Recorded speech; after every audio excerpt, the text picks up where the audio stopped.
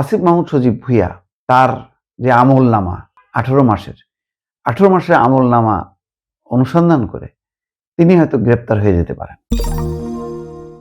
রাজনীতির অঙ্গনে আসিফ মাহমুদ সজীব ভুঁইয়া একটা কথা সামনে এনে ঝড় তুলেছে, সেটা হচ্ছে ডিপ স্টেট। বলা হচ্ছে ডিপ স্টেট 2029 সাল পর্যন্ত এই ইউনূস সরকারকে ক্ষমতায় রাখতে চেয়েছিল। ইউনূস সরকারের ভেতরে বাইরে কেউ কেউ আবার সেটি সমর্থনও করেছিল, কিন্তু শেষ পর্যন্ত বলেছে যে ইউনূস সরকার রাজি হয়নি এবং তারা নির্বাচনের মধ্য দিয়ে সেখান থেকে বের হয়ে আসছে। আসলে কারা ছিল, কে কে ছিল, ভেতরে কারা ছিল, বাইরে কারা ছিল, এই বিষয়গুলো পরিষ্কার করেনি আসিফ মাহমুদ সজীব ভুঁইয়া। কিন্তু এই বক্তব্যের মধ্য দিয়ে আসলে কি বার্তা দিল আসিফ মাহমুদ সজীব ভুঁইয়া? অনেকে বলেন যে আসিফ মাহমুদ সজীব ভুঁইয়া তার যে আমলনামা 18 মাসের আমলনামা অনুসন্ধান করে তিনি হয়তো গ্রেপ্তার হয়ে যেতে পারেন। গ্রেপ্তার হবার আগে তিনি খুব রাজনৈতিকভাবে খুব শক্তিশালী এবং অনেক কথা ফাঁস করছেন, এরকম একটা ফ্লেভার আনতে চাচ্ছে যে তিনি আসলে দুর্নীতি বা অন্য কোনো কিছু না, তিনি হচ্ছেন মোটা দাগে গুরুত্বপূর্ণ কিছু তথ্য ফাঁস করায় তাকে আটক করা হয়েছে। এই ধারণাটা হয়তো প্রতিষ্ঠিত করতে চাচ্ছে, এমন একটা পারসেপশন বাজারে আছে। নতুবা কেন বলতে গেল? নাহিদ ইসলামও ইঙ্গিত দিয়েছে, কিন্তু মানে আসিফ মাহমুদ সজীব ভুঁইয়ার বক্তব্যটা খুব আরো পরিষ্কার। ডিপ স্টেট থেকে অন্তর্বর্তী সরকারকে 2029 সাল পর্যন্ত ক্ষমতায় থাকার প্রস্তাব দেওয়া হয়েছিল। এই যে প্রস্তাব দেওয়া হয়েছিল, তার মানে এরকম একটা প্রেক্ষাপট তৈরি হয়েছে। তাহলে এই দায় তো ডক্টর মোহাম্মদ ইউনূসের উপরেও পড়ে। কি সেই ডিপ স্টেট?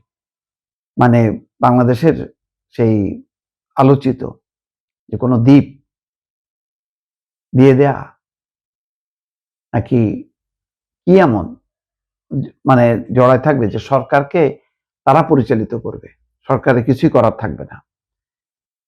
সরকারের সাবেক উপদেষ্টা আসিফ মাহমুদ সজীব ভুঁইয়ার এমন বক্তব্য রাজনৈতিক অঙ্গনে কৌতূহল তৈরি হয়েছে। তবে কখন কি শর্তে এমন প্রস্তাব দেওয়া হয়েছিল বা ডিপ স্টেট বলতে কাদের বুঝিয়েছে, এখন সেই প্রশ্ন সামনে আসছে। এই বিষয়ে জানতে চাওয়া হয়েছিল আসিফ মাহমুদের কাছে।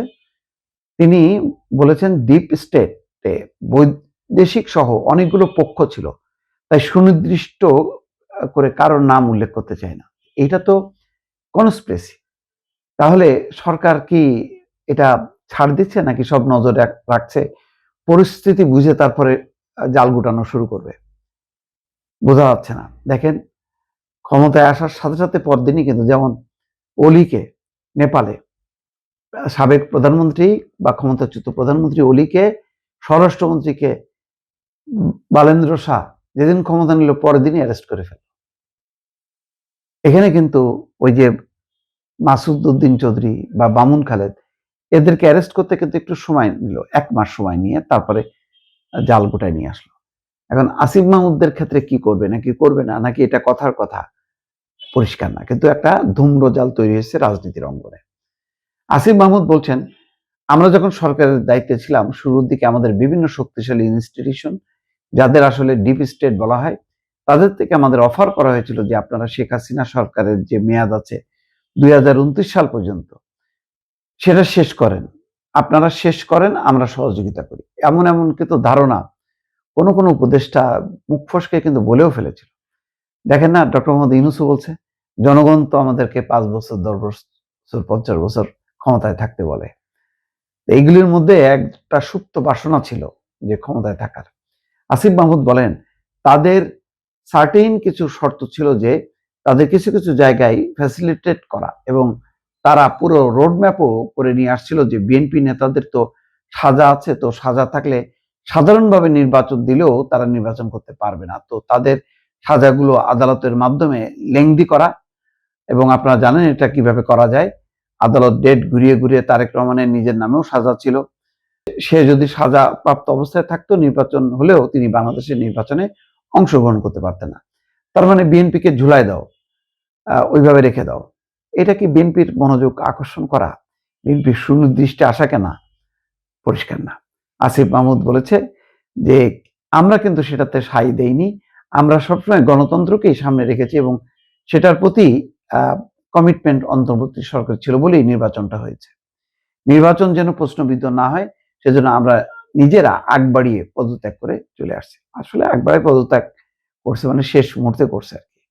এটাও খুব নিন্দনীয় হয়েছে বিভিন্ন মহলে। যাক, যেহেতু ফোকাস পয়েন্টে আর ছিল না এনসিপি, এটা নিয়ে আর বেশি বিএনপি হইচই করেনি। বিএনপি মনে করতো সবসময় শুরু থেকেই যে নির্বাচনটা হলেই তারা ক্ষমতায় আসবে, সুতরাং এটা নিয়ে তারা আর বাড়াবাড়ি করেনি দর্শক।